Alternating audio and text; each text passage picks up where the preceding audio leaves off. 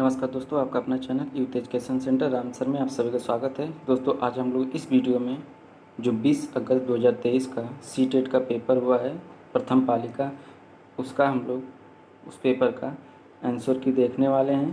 तो बारी बारी से हर विषय वाइज हम लोग देखेंगे। आप लोग अपने सीरीज़ के हिसाब से मिला लीजिएगा, ठीक है, क्योंकि हर सीरीज़ अलग अलग होगी। तो चलिए आइए शुरू करते हैं हम लोग बाल विकास से। बाल विकास और शिक्षा शास्त्र है हमारा चाइल्ड डेवलपमेंट एंड पेडागोजी। तो इसका पहला प्रश्न कह रहा है कि लेव वाइगोस्की के अनुसार बच्चों के संकल्पनात्मक योग्यता के विकास में महत्वपूर्ण भूमिका निभाता है। तो इसका सही आंसर हो जाएगा ऑप्शन नंबर 3 है सहकर्मी सहयोग, ठीक है। अगला प्रश्न है प्रश्न नंबर दूसरा क्या कह रहा है। प्रश्न नंबर दूसरा कह रहा है कि 4 वर्ष की अपर्णा कहती है कि एक बटन जिंदा है क्योंकि यह उसकी शर्ट को एक साथ बांधने में मदद करता है। तो जिन पियाजे के अनुसार उसकी सोच की विशेषता क्या है। जिन पियाजे के अनुसार उसकी सोच की विशेषता क्या है। तो इसका सही जवाब हो जाएगा आपका ऑप्शन नंबर 3 जीववादी चिंतन। कौन सा सही हो जाएगा? ऑप्शन 3 सही हो जाएगा, जीववादी चिंतन। अगला प्रश्न है प्रश्न नंबर 3 है। प्रश्न नंबर 3 क्या कह रहा है कि लेव वाइगोस्की के सिद्धांत के अनुसार आंतरिक वाक ऑप्शन इसका कौन सा सही हो जाएगा? इसका ऑप्शन आपका सही होगा ऑप्शन नंबर 2 सही हो जाएगा कि आंतरिक वाक बच्चों के लिए एक काल्पनिक दोस्त के साथ संप्रेषण करने का एक तरीका है। अगला प्रश्न है प्रश्न नंबर 4 है कि हावर्ड गार्डनर के अनुसार एक दर्शन शास्त्री के पास खाली स्थान है प्रकार की बुद्धि और मूर्तिकार के पास फिर खाली स्थान प्रकार की बुद्धि की मात्रा अधिक होती है। तो इसका सही जवाब हो जाएगा आपका अंतर व्यक्ति और दिक् स्थान। तो ऑप्शन आपका 4 सही हो जाएगा। क्या है? अंतर व्यक्ति और दिक् स्थान, ठीक है। अगला प्रश्न है प्रश्न नंबर 5 है। प्रश्न नंबर 5 में क्या कह रहा है कि निम्नलिखित में से कौन सा विफलता के लिए आंतरिक आरोपण का एक उदाहरण है। आंतरिक आरोपण का एक उदाहरण है। तो इसका क्या हो जाएगा? इसका सही जवाब हो जाएगा आपका ऑप्शन नंबर 3 सही हो जाएगा कि मैं परीक्षा में फेल हो गया क्योंकि मैं पर्याप्त पढ़ाई नहीं की। तो 5वां का ऑप्शन 3 सही हो जाएगा आपका। अगला प्रश्न है प्रश्न नंबर 6 है कि निम्नलिखित में से कौन सा एक प्रश्न ऐसे प्रश्न का उदाहरण है जिससे विद्यार्थियों को अपनी सोच पर विचार करने की आवश्यकता होती है। तो इसका सही जवाब हो जाएगा क्या हो जाएगा? कक्षा की शुरुआत। ऑप्शन 1 आपका सही हो जाएगा कक्षा की शुरुआत से क्रियाओं के उपयोग के बारे में आपकी समझ कैसे बदलती है। प्रश्न नंबर 6 का एक प्रश्न आंसर 1 होगा। अगला प्रश्न है प्रश्न नंबर 7 है। प्रश्न नंबर 7 क्या कह रहा है कि निम्नलिखित कथनों को पढ़िए तथा सही विकल्प का चयन कीजिए। बहुत कम उम्र में दुनिया भर के अधिकांश संस्कृतियों में लड़कियां गुड़िया खिलौने के रूप में चुनती हैं जबकि लड़कों कारों के साथ खेलना पसंद करते हैं। कारण आर है। कारण आर क्या करें? बच्चे किसी विशेष संस्कृति की अपेक्षाओं के आधार पर एक लड़के या लड़की के लिए क्या उपयुक्त माना जाता है इसके बारे में जानकारी व्यवस्थित करते हैं और उसके अनुसार व्यवहार करते हैं। तो इसका सही हो जाएगा, इसका सही ऑप्शन नंबर 3 हो जाएगा कि ए और आर दोनों से तथा आर ए की सही व्याख्या करता है। अगला प्रश्न है प्रश्न नंबर 8 है। प्रश्न नंबर 8 में भी आपका क्या कह रहा है कि शिक्षकों और साथियों जैसे अधिक जानकार अन्य लोगों के साथ बातचीत शिक्षार्थियों की उनकी समझ और कौशल विकसित करने में मदद करने के लिए आवश्यक समर्थन में मार्गदर्शन प्रदान करती है। कारण आर है कि सामाजिक संपर्क सीखने और विकास का एक प्रमुख घटक है। इसमें भी इसका सही जवाब आपका ऑप्शन 3 हो जाएगा। ए और आर दोनों से तथा आर ए की सही व्याख्या करता है। अगला प्रश्न है प्रश्न नंबर 9 है। प्रश्न नंबर 9 क्या कह रहा है आपका कि लेव वाइगोस्की के अनुसार क्या है इसमें। तो इसका ऑप्शन क्या हो जाएगा कि भाषा विकास लेव वाइगोस्की के अनुसार भाषा विकास संज्ञानात्मक विकास को सुगम बनाता है। ए इसका सही आंसर है। अगला प्रश्न है प्रश्न नंबर 10 है। प्रश्न नंबर 10 क्या कह रहा है कि लॉरेंस कोल्बर के नैतिक तर्क के किस स्तर पर बच्चे आमतौर पर मानते हैं कि लोगों को समाज की अपेक्षाओं पर खरा उतरना चाहिए और अच्छे तरीक़ों से व्यवहार करना चाहिए। तो एक कौन सा है इसका सही जवाब हो जाएगा? इसका सही जवाब हो जाएगा ऑप्शन नंबर 4 पारंपरिक स्तर। कौन सा? पारंपरिक स्तर। अगला प्रश्न है प्रश्न नंबर 11 है। प्रश्न नंबर 11 क्या कर रहा है कि बच्चों में समस्या समाधान कौशल को बढ़ाने के लिए निम्नलिखित में से कौन सा प्रभावी तरीका है। बच्चों में समागम स्तर बढ़ाने के निम्नलिखित में से कौन सा प्रभावी तरीका है। इसका क्या हो जाएगा, उन्हें बुद्धि मंथन करने और ऑप्शन ए आपका उन्हें बुद्धि मंथन करने और सहज अनुमान लगाने का अवसर देना चाहिए। तो 11 का प्रश्न ऑप्शन एक सही हो जाएगा। अगला प्रश्न है प्रश्न नंबर 12 है। प्रश्न नंबर 12 क्या कह रहा है कि अनुभवात्मक अधिगम किस पर बल देता है। तो अनुभवात्मक बल किस पर बल देता है, तो ए आलोचनात्मक प्रतिबिंबम के महत्व पर बल देता है। इसका ऑप्शन नंबर 4 सही हो जाएगा। प्रश्न नंबर 13 है। प्रश्न नंबर 13 क्या कह रहा है, प्रश्न नंबर 13 का भी आप लोग पढ़ लीजिएगा, इसका भी ऑप्शन ए सही हो जाएगा। ऑप्शन नंबर 3 से हो जाएगा कि ए और आर दोनों सही तथा आर ए की सही व्याख्या करता है।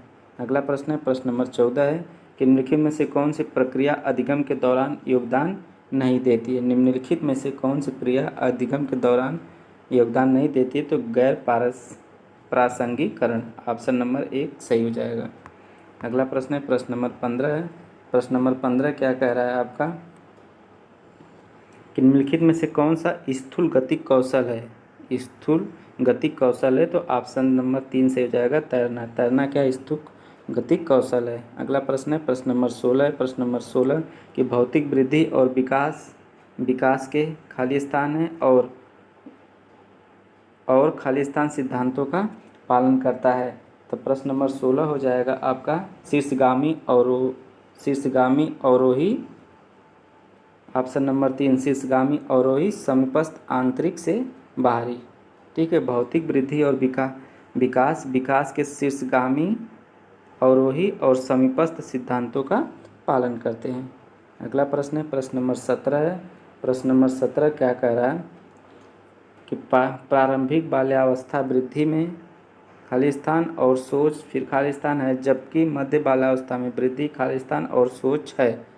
तो क्या हो जाएगा इसका हो जाएगा स्थिर है, कुछ हद तक आत्मकेंद्रित, धीमी, तार्किक। ऑप्शन नंबर 3 इसका सही हो जाएगा। क्या कह रहा है, प्रारंभिक बाल्यावस्था में वृद्धि स्थिर है और सोच कुछ हद तक आत्मकेंद्रित, जबकि बाल्यावस्था में वृद्धि धीमी और सोच तार्किक, धीमी और बाल्यावस्था और सोच तार्किक हो जाती है, तार्किक है। ठीक है, अगला प्रश्न है प्रश्न नंबर 18 है। प्रश्न नंबर 18 क्या कह रहा है आपका, प्रश्न नंबर 18 आपका कह रहा है कि जीन पियाजे के अनुसार पूर्व संक्रियात्मक चिंतन के मुख्य विशेषताओं में से एक है जो किसी स्थिर पहलू पर ध्यान केंद्रित करने और दूसरों की उपेक्षा करने की प्रवृत्ति को संदर्भित करता है। तो ये इसका आपका ऑप्शन नंबर 3 से हो जाएगा केंद्रीयन। क्या हो जाएगा, केंद्रीयन। 18 का 3 से हो जाएगा केंद्रीयन।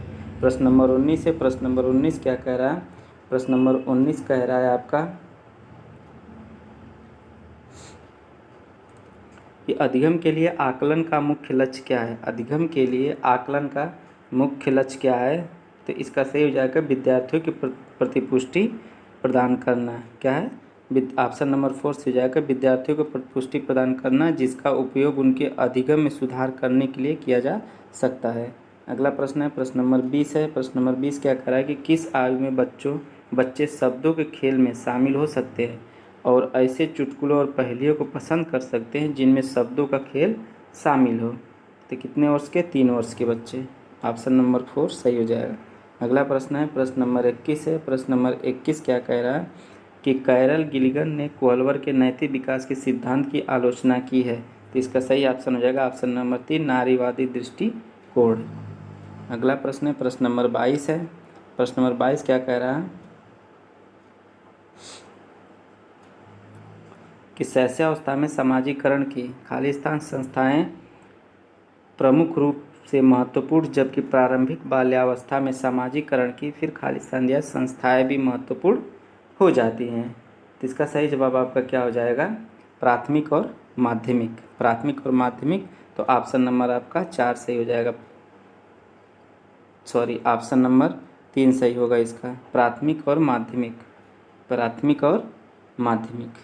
ठीक है, अगला प्रश्न है प्रश्न नंबर 23 है। प्रश्न नंबर 23 का कह रहा है कि डिस्ग्राफिया है। प्रश्न नंबर 23 है, डिस्ग्राफिया क्या है? तो डिस्ग्राफिया एक तंत्रिकीय विकार है जिसकी विशेषता अक्षरों और आकारों को बनाने में कठिनाई है। ऑप्शन नंबर 4 सही हो जाएगा इसका। अगला प्रश्न है प्रश्न नंबर 24 है। 24 क्या करे? प्रतिभावान बच्चों को शिक्षित करने का उपागम जो उन्हें असामान्य रूप से तीव्र गति से पाठ्यचर्या के माध्यम से आगे बढ़ाता है क्या कहलाता है? तो त्वरण कहलाता है, गतिवर्धन। ऑप्शन 4 सही हो जाएगा। अगला प्रश्न है प्रश्न नंबर 25 है। प्रश्न नंबर 25 क्या कह रहा है आपका कि निम्नलिखित में से स्वलीनता वाले विद्यार्थी की विशिष्ट विशेषता कौन सी है? तो इसका ऑप्शन सही क्या हो जाएगा? बार बार दोहराव और आवर्ती व्यवहार। ऑप्शन नंबर 4 सही हो जाएगा 25 नंबर का। अगला प्रश्न है प्रश्न नंबर 26 है कि शिक्षक जो समावेशी कक्षाओं की दिशा में काम कर रहे हैं उन्हें चाहिए कि वे क्या करें? पाठ्यचर्या में अनुकूलन करें, विविध दृष्टिकोण को शामिल करें, अपने स्वयं के अंतर्निहित पूर्वाग्रहों की जांच करें, विविधता को एक बाधा के रूप में देखें। उपयुक्त में से कौन सा सही है? उपयुक्त में से कौन सा सही है? तो आपका पहला, दूसरा और तीसरा। तो ऑप्शन नंबर आपका क्या हो जाएगा? ऑप्शन नंबर 3 सही हो जाएगा। पहला, दूसरा और तीसरा क्या हो जाएगा? पहला, दूसरा और तीसरा आपका सही है। अगला प्रश्न है प्रश्न नंबर 27 है। प्रश्न नंबर 27 क्या कह रहा है आपका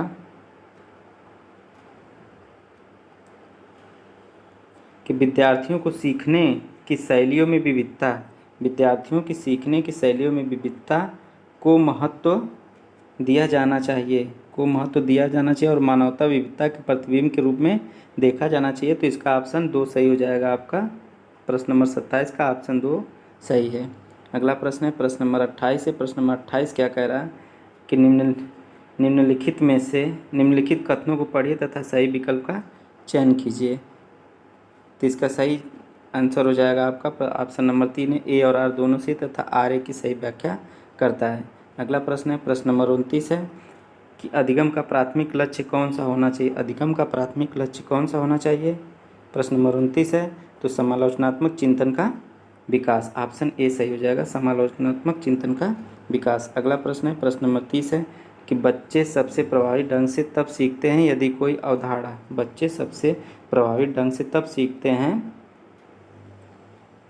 अवधारणा यदि कोई अवधारणा का समान से विशिष्ट की ओर। ऑप्शन नंबर 2 सही हो जाएगा, समान से विशिष्ट की ओर। ठीक है, 13 बाल विकास का। फिर हम लोग मैथ का शुरू करते हैं, गणित का। तो गणित का देखिए आप लोग, गणित का प्रश्न नंबर पहला है, प्रश्न नंबर 31 है गणित वाले में। तो प्रश्न नंबर 31 का क्या कह रहा है आपका कि निम्नलिखित समूह में किसमें त्रिआयामी है? तो ऑप्शन ए सही हो जाएगा आपका, घन, घनाभ, गोला और बेलन। कौन सही हो जाएगा? घन, घनाभ, गोला और बेलन। अगला प्रश्न है प्रश्न नंबर 32 है। प्रश्न नंबर 32 क्या कह रहा है?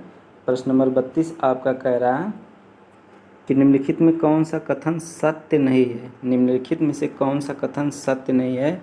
तो यदि एक पतंग का सम्मुख कोण बराबर हो तो वह एक आयत बन जाता है। ये आपका कथन सत्य नहीं है। तो ऑप्शन 32 का दूसरा आपका सही हो जाएगा।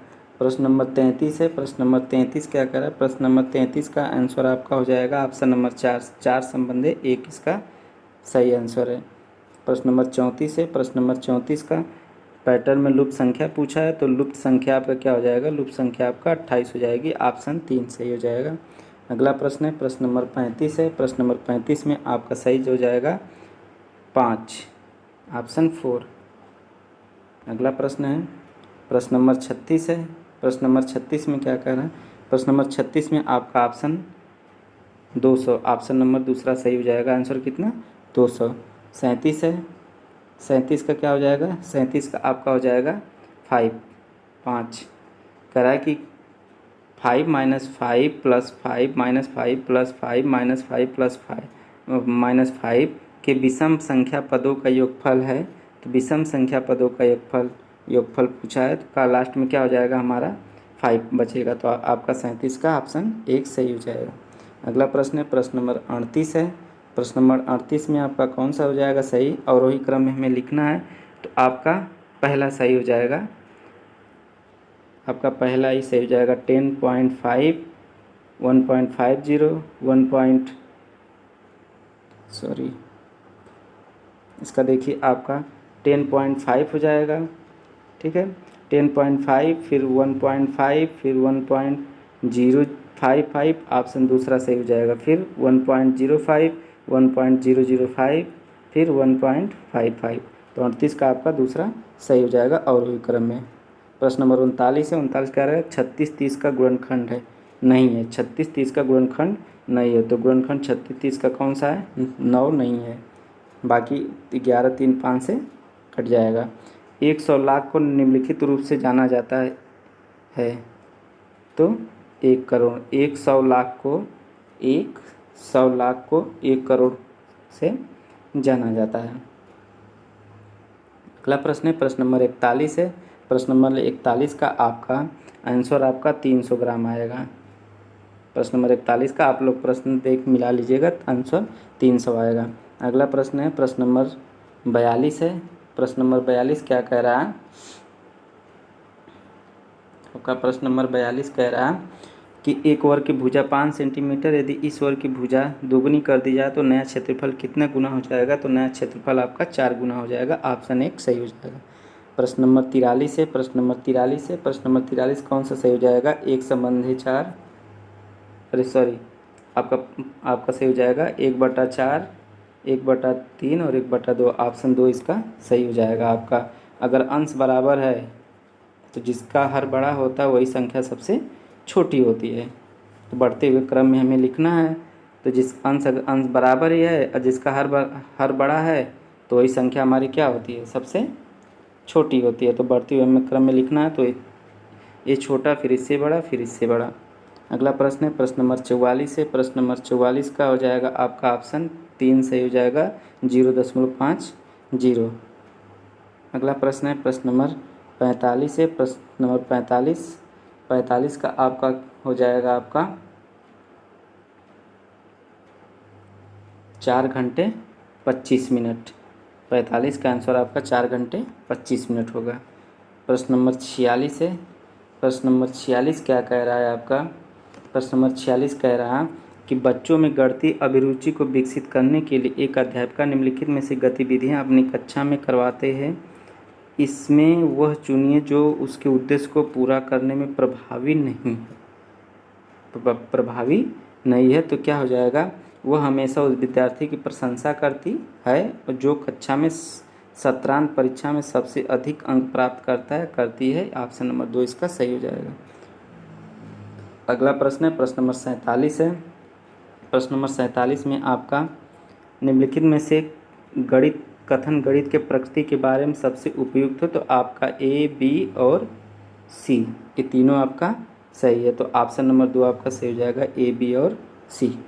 अगला प्रश्न है प्रश्न नंबर 48 है। प्रश्न नंबर 48 क्या है कि गणितीय खगोल विज्ञान के क्षेत्र में काम किया किसने? आर्यभट्ट ने। ऑप्शन नंबर 2 इसका सही हो जाएगा। प्रश्न नंबर 49 है। प्रश्न नंबर 49 का आपका क्या हो जाएगा कि कौन सी परिस्थिति यह दर्शाती है कि बच्चे ज्ञान का निर्माण स्वयं कर रहे हैं? प्रश्न नंबर 49 कह रहा है कि कौन सी परिस्थिति यह दर्शाती है कि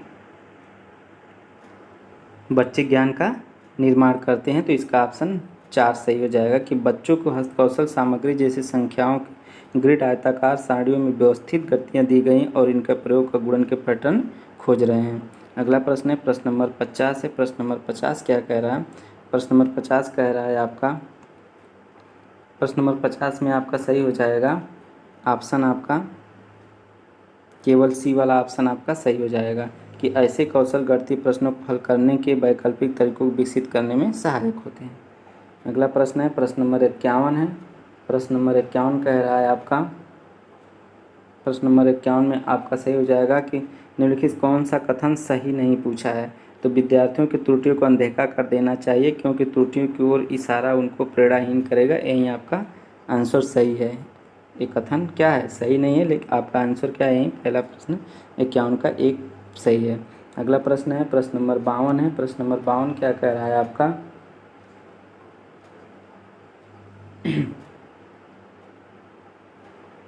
प्रश्न नंबर 52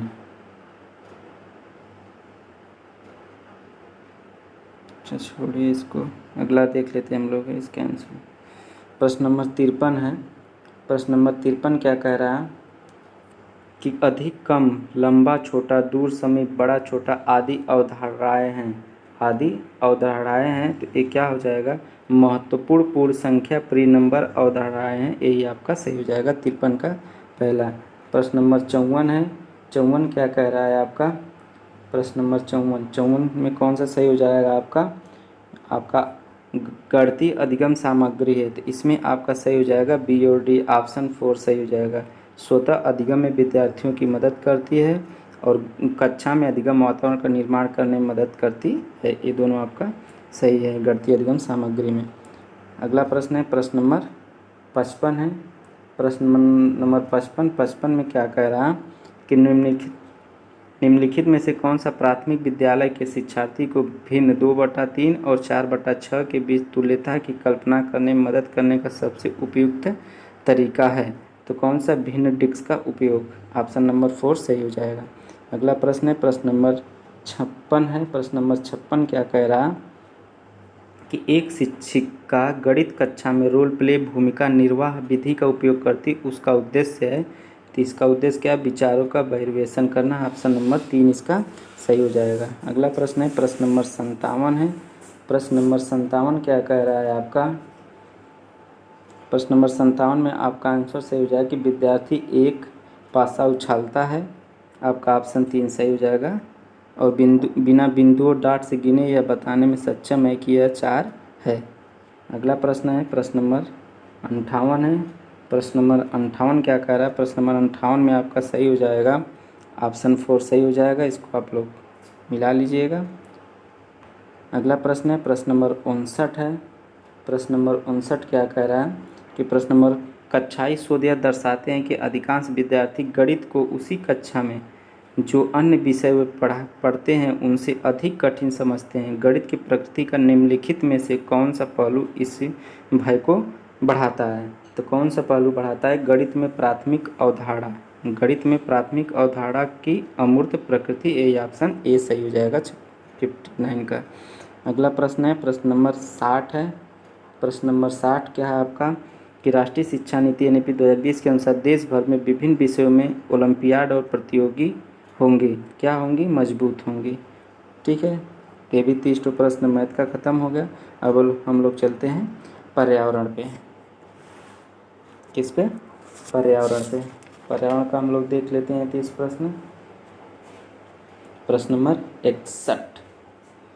प्रश्न नंबर 61 क्या कह रहा है कि रामा प्रत्येक शाम को अपने दोस्तों के साथ क्रिकेट खेलता है। वह क्रिकेट खेलने में कौन सी ऊर्जा का उपयोग करता है। तो वो मांसपेशियों की ऊर्जा का उपयोग करता है। ऑप्शन नंबर 4 सही हो जाएगा इसका। अगला प्रश्न है प्रश्न नंबर 62 है कि निम्नलिखित में से कौन सी असम में खाए जाने वाले चावलों की एक सामान्य किस्म है जो पकने के बाद चिपचिपे स्टिकी हो जाते हैं। तो क्या है, बोरा चावल है। ऑप्शन नंबर 2 इसका सही हो जाएगा। अगला प्रश्न है कि जब हम ईंधन जलाते हैं तो हमें प्राप्त होती है, जब हम ईंधन जलाते हैं तो हमें क्या, ऊष्मा एवं प्रकाश प्राप्त होती है। तो ऑप्शन 3 इसका सही हो जाएगा। अगला प्रश्न है कि सांपों के बारे में निम्नलिखित कथनों पर विचार कीजिए तथा निम्नलिखित में से गलत कथन को चिन्हित कीजिए। तो गलत कथन आपका कौन है, वे अपने शिकार को चबाकर खाते हैं। यही आपका गलत है। सांप जो है अपने शिकार को चबाकर नहीं खाते हैं, तो यही आपका गलत हो जाएगा। अगला प्रश्न है प्रश्न नंबर 65 है। प्रश्न नंबर 65 क्या कह रहा है कि गुजरात के सापेक्ष उत्तर प्रदेश और आंध्र प्रदेश की क्रमशः स्थितियाँ हैं। तो गुजरात के सापेक्ष आपका उत्तर पूर्व और दक्षिण पश्चिम हो जाएगा। उत्तर पूर्व और दक्षिण पश्चिम आपका हो जाएगा, क्योंकि हम जब नक्शा यहाँ बनाएंगे तो यहाँ पे गुजरात हमारा हो जाएगा। गुजरात के सापेक्ष क्या पूछा हमारा, उत्तर प्रदेश पूछा। उत्तर प्रदेश कहाँ पे, यहाँ पे आपका है। तो कहाँ पे हो जाएगा, ये आपका उत्तर पूर्व हो जाएगा। और क्या पूछा आपका, आंध्र प्रदेश पूछा है। तो आंध्र प्रदेश आपका क्या हो जाएगा, आपका आंध्र प्रदेश क्रमशः दक्षिण पश्चिम हो जाएगा।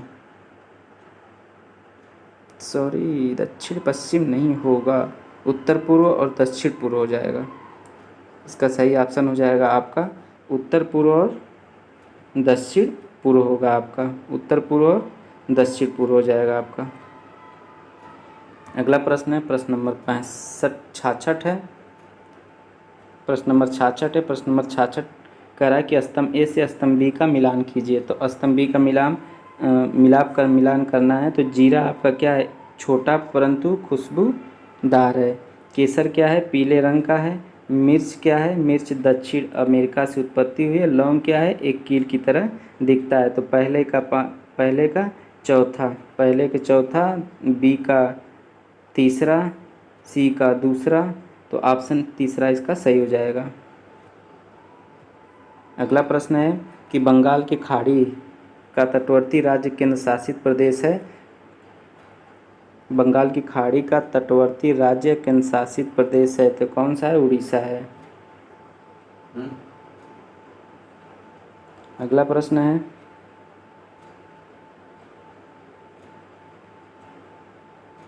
प्रश्न नंबर 68 है। प्रश्न नंबर 68 क्या कह रहा है आपका कि जंगलों के बारे में निम्नलिखित कथनों पर विचार कीजिए। कुडकू भाषा में तोरांग का मतलब जंगल है।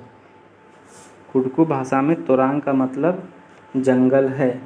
अगला क्या है, झारखंड में ग्राम परिषद पंचायत लॉटरी के माध्यम से तय करती है कि किस परिवार को कृषि के लिए कितनी भूमि मिलेगी।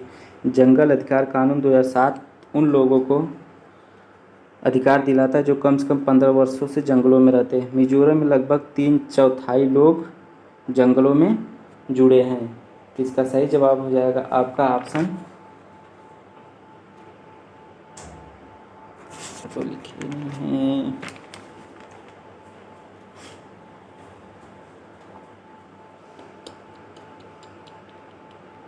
ए और डी। कौन सा हो जाएगा आपका, ए और डी हो जाएगा। कुडकू भाषा में तोरांग का मतलब जंगल होता है और डी वाला है मिजोरम लगभग 3/4 लोग जंगलों से जुड़े हुए हैं। अगला प्रश्न है प्रश्न नंबर 69 है। 69 क्या कह रहा है कि 24 ग्राम प्रति मिलीलीटर घनत्व और 6 मिलीलीटर आयतन वाली वस्तु का द्रव्यमान क्या होगा। तो ये आपका 144 ग्राम होगा। कितना होगा, 144 ग्राम होगा। 70 का देख लीजिए। कांसा ब्रांज एक मिश्र धातु है जिसे निम्नलिखित में से उन्हें पिघलाकर बनाया जाता है। तो किन्हें, टीन और कापर को मिलाकर क्या बनता है, कांसा बनता है। प्रश्न नंबर 71 है। प्रश्न नंबर 71 क्या कह रहा है, प्रश्न नंबर 71 कह रहा है कि निम्नलिखित में से हाथियों के बारे में सही कथन चुनिए। तो इसमें आपका सही कथन हो जाएगा कि हाथी बहुत अधिक आराम नहीं करते हैं और दिन में 2 से 4 घंटे ही सोते हैं। और ऑप्शन डी है, हाथी कीचड़ और पानी में खेलना पसंद करते। तो ऑप्शन सी और ऑप्शन डी इसका सही हो जाएगा। तो सी और डी सही है। अगला प्रश्न है प्रश्न नंबर 72 है। प्रश्न नंबर 72 क्या कह रहा है,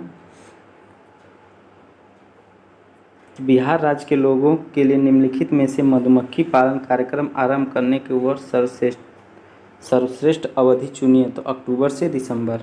कौन सा, अक्टूबर से दिसंबर। अगला प्रश्न है प्रश्न नंबर 73 आ गया। प्रश्न नंबर 73 क्या कह रहा है,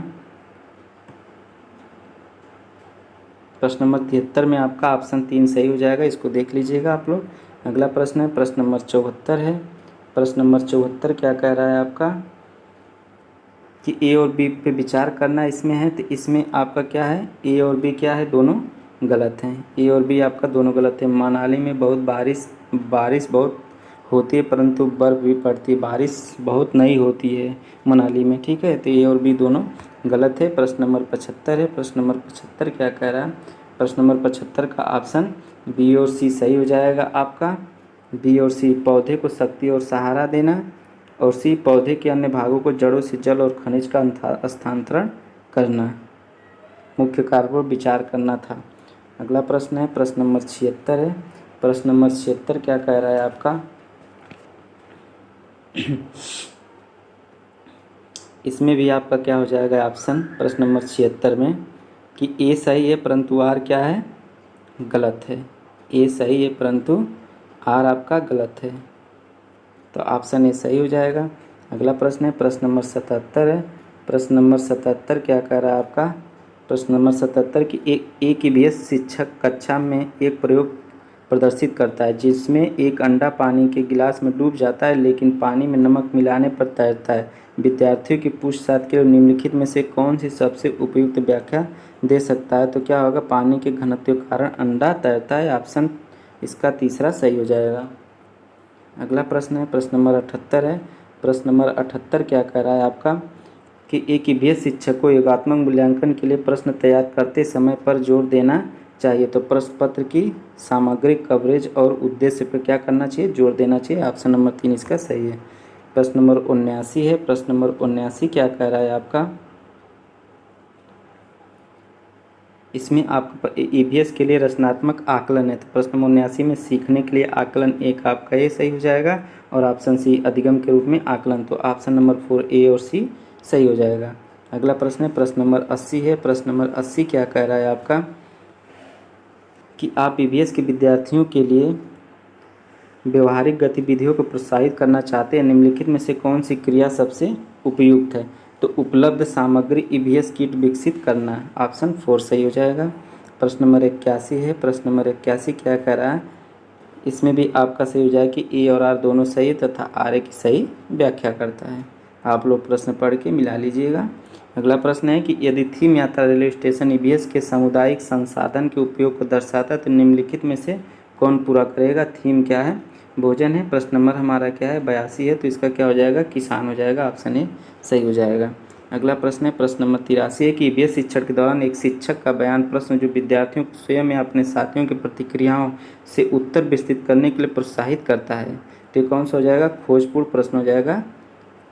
ऑप्शन दूसरा सही हो जाएगा 83 का।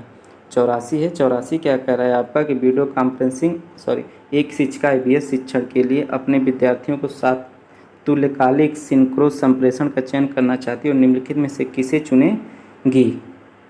तो प्रश्न नंबर 84 है आपका।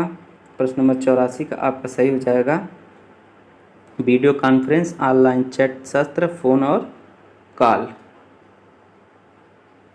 ठीक है, यही आपका सही हो जाएगा प्रश्न नंबर 1। 84 का ऑप्शन 1 सही हो जाएगा आपका। अगला प्रश्न है प्रश्न नंबर 85 है। प्रश्न नंबर 85 क्या कह रहा है आपका,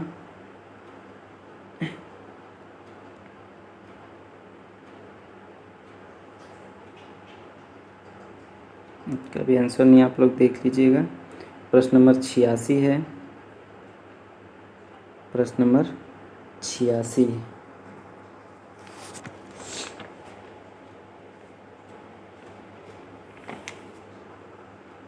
इसका भी आंसर नहीं है। प्रश्न नंबर 87। प्रश्न नंबर 87 आप लोग देख लीजिए। प्रश्न नंबर 87 क्या करा है कि कक्षा 3 के विद्यार्थियों के लिए ईवीएस में निम्नलिखित में से कौन सा सीखने का परिणाम अधिगम प्रतिफल नहीं है। तो 87 का आपका हो जाएगा अच्छे बुरे स्पर्श पर अपनी राय व्यक्त करना। ऑप्शन दूसरा इसका सही हो जाएगा। अगला प्रश्न है प्रश्न नंबर 88 है। प्रश्न नंबर 88 क्या कह रहा है, प्रश्न नंबर 88 में आपका सही हो जाएगा कि शिक्षार्थियों कक्षा के अधिगम को स्कूल के बाहरी जीवन से जोड़ने में मदद करना। ऑप्शन इसका ए सही हो जाएगा। प्रश्न नंबर 89 है। 89 क्या कह रहा है, प्रश्न नंबर 89 में आपका हो जाएगा परिवार संबंध, लिंग, भूमिकाएं, व्यवसाय बदलते समय सामाजिक सांस्कृतिक। ऑप्शन ए सही हो जाएगा 89 का आपका। और प्रश्न नंबर ए पर्यावरण का लास्ट है। प्रश्न नंबर 90 है। 90 में ए, सी और डी आपका सही है। कौन सा, ए, सी और डी। ठीक है, तो आपका सही हो जाएगा ए, सी और डी आपका सही हो जाएगा। ठीक है, अब हम लोग आते हैं हिंदी पे। हिंदी का देख लेते हैं हम लोग।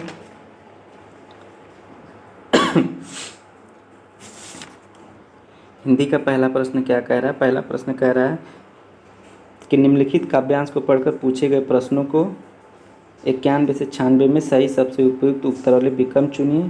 तो ये आपका काव्यांश दिया है। हम लोग सीधे प्रश्न पर चलते हैं। प्रश्न और उत्तर आप लोग मिला लीजिएगा। कविता का मुख्य स्वर क्या था, कविता का मुख्य स्वर था स्त्री शक्ति। क्या था, स्त्री शक्ति था। अगला प्रश्न है कि कविता के अनुसार स्वतंत्रता प्राप्ति में स्त्री की भूमिका है। स्वतंत्रता प्राप्ति में स्त्री की भूमिका क्या है, संज्ञान योग्य है। अगला प्रश्न है प्रश्न नंबर 93। प्रश्न नंबर 93 का स्त्री के लिए किस विशेषण का प्रयोग नहीं किया गया है। तो स्त्री के लिए अबला विशेषण का प्रयोग नहीं किया गया है। अगला प्रश्न है प्रश्न नंबर 94 है कि स्त्री का निर्माणकारी शक्ति का भाव कविता के किस पंक्ति में निहित है। तो किस पंक्ति में निहित है, युग निर्माण तुम्हें करना। किसमें, युग निर्माण तुम्हें करना। ठीक है, अगला प्रश्न है प्रश्न नंबर 95 है। 95 में क्या कह रहा है कि कविता के अनुसार स्त्री को कविता के अनुसार स्त्री को स्वयं की शक्ति को पहचानना होगा। ऑप्शन नंबर 4 इसका सही हो जाएगा। अगला प्रश्न है प्रश्न नंबर 96, जननी हो संपूर्ण जगत की पंक्ति में कौन सा अलंकार है? तो इसमें अलंकार आपका हो जाएगा रूपक अलंकार हो जाएगा। जननी हो संपूर्ण जगत की, तो रूपक अलंकार हो जाएगा आपका। प्रश्न नंबर अगला है, इस गद्यांश में आप लोग गद्यांश से पढ़ के आप लोग चलिए पढ़ लीजिएगा। हम लोग सीधे प्रश्न पे चलते हैं। 97 प्रश्न हमारा क्या कह रहा है? 97 गद्यांश के अनुसार सबसे धन्यवाद कहने का कारण नहीं है, क्या है? दया। ऑप्शन दूसरा सही हो जाएगा। हर बुराई अज्ञान के अंधकार में फैलती से तात्पर्य है। हर बुराई अज्ञान के अंधकार में फैलती है से तात्पर्य है। आपका प्रश्न नंबर 98, अज्ञानता के कारण बुराइयां फैलती हैं। अज्ञानता के कारण बुराइयां फैलती है। ऑप्शन 1 इसका सही हो जाएगा। अगला प्रश्न है प्रश्न 99 है, सुख दुख का कारण है। सुख दुख का कारण है। प्रश्न नंबर 99, सुख दुख का कारण क्या है? कर्म है। अगला प्रश्न है, गद्यांश के अनुसार प्रायश्चित के साथ साथ मानव को क्या करना चाहिए? पुरुषार्थ करना चाहिए। ऑप्शन 4 इसका सही हो जाएगा। अगला प्रश्न है प्रश्न नंबर 101 है। 101 क्या कह रहा है प्रश्न आपका कि मन की कोठरी को स्वच्छ रखे से तात्पर्य है। तो मन के बुरे भावों का निष्कासन, मन के बुरे भावों का निष्कासन जीवन का मुख्य लक्ष्य है। जीवन का मुख्य लक्ष्य है तो ईश्वर के प्रति भाव प्रकट करना है। ईश्वर के प्रति आभार प्रकट करना। क्या हो जाएगा? ईश्वर के प्रति आभार प्रकट करना। अगला प्रश्न है प्रश्न नंबर 103 है। प्रश्न नंबर 103 क्या कह रहा है कि स्वार्थ का विलोम होगा तो स्वार्थ का विलोम निस्वार्थ होता है। मानवीय शब्द में प्रत्यय है तो मानवीय शब्द में ई प्रत्यय है। अगला प्रश्न है कि कौन सा शब्द युग्म समूह से भिन्न है? तो समूह से भिन्न अंधकार अंधेरा है। शुद्ध का शुद्ध विलोम है, सुख का दुख है, ज्ञान का अज्ञान है, लेकिन अंधकार और अंधेरा ये क्या है आपका? समूह से भिन्न है। अगला प्रश्न है प्रश्न नंबर 106 है। 106 कह रहा है आपका ए सही है परंतु आर गलत है। इसमें आप लोग पढ़ लीजिए, ए सही है परंतु आर गलत है। इसका ऑप्शन ए सही हो जाएगा। अगला प्रश्न है प्रश्न नंबर 111 पे। प्रश्न नंबर 111 पे प्रश्न नंबर 111 क्या कह रहा है कि उस युक्ति का चयन कीजिए जो नीचे दिए गए उदाहरण से मेल खाती है। उस युक्ति का चयन कीजिए जो नीचे दिए गए उदाहरण से मेल खाती है। तो कौन सा? स्वनिरीक्षण। आपका ऑप्शन 1 सही हो जाएगा। अगला प्रश्न है प्रश्न नंबर 112। 112 में आपका सही हो जाएगा ऑप्शन समग्र भौतिक प्रतिक्रिया। क्या हो जाएगा? समग्र भौतिक प्रतिक्रिया। 113 में आपका क्या सही हो जाएगा? 113 में आपका सही हो जाएगा सहपाठी आकलन सही हो जाएगा। आप लोग प्रश्न पढ़ के आंसर मिला लीजिएगा। अगला प्रश्न है 114। 114 में क्या हो जाएगा? जब मैं गतिबोधक तरीके से संलग्न रहती हूँ तो मुझे भाषा अच्छी तरह से याद आती है। 114 का दूसरा सही हो जाएगा। प्रश्न नंबर 115 है। 115 है क्या? 115 में कह रहा है ए सही है परंतु आर गलत है। ए सही है परंतु आर गलत है। तो ऑप्शन ए सही हो जाएगा आपका। अगला प्रश्न प्रश्न नंबर 115 था तो 116। 116 में क्या हो जाएगा आपका? आपका ऑप्शन ए सही हो जाएगा उपयोगिता। अगला प्रश्न है प्रश्न नंबर 117। 117 में आपका ऑप्शन सही हो जाएगा व्यवहारवाद। क्या हो जाएगा? व्यवहारवाद। अगला प्रश्न है प्रश्न नंबर 118 है। 118 क्या कह रहा है? प्रश्न नंबर 118 में आपका हो जाएगा उद्गामी साक्षरता। क्या हो जाएगा? उद्गामी साक्षरता आपका सही हो जाएगा ऑप्शन नंबर 2। प्रश्न नंबर 19 है। प्रश्न नंबर 119। 119 क्या कह रहा है कि एक दादी नानी अपने घर में छोटे बच्चों को पुस्तकों से कहानियाँ पढ़कर सुनाना पसंद करती हैं। इस तरह से वह उन्हें पुस्तकों के नए विचारों से परिचित करवाती हैं और बच्चे भी इस प्रक्रिया में सक्रिय रूप से संलग्न रहते हैं। इस तकनीकों को किस भाषा के रूप में जाना जाता है? तो क्या होगा? संभाषिक पठन हो जाएगा। ऑप्शन ए सही हो जाएगा आपका संभाषिक पठन। प्रश्न नंबर 120 है। प्रश्न नंबर 120 में आपका सही हो जाएगा संरचनात्मक उपागम। ठीक है, 3 में हम लोग 4 विषयों का आंसर की मिलाए हैं। धन्यवाद।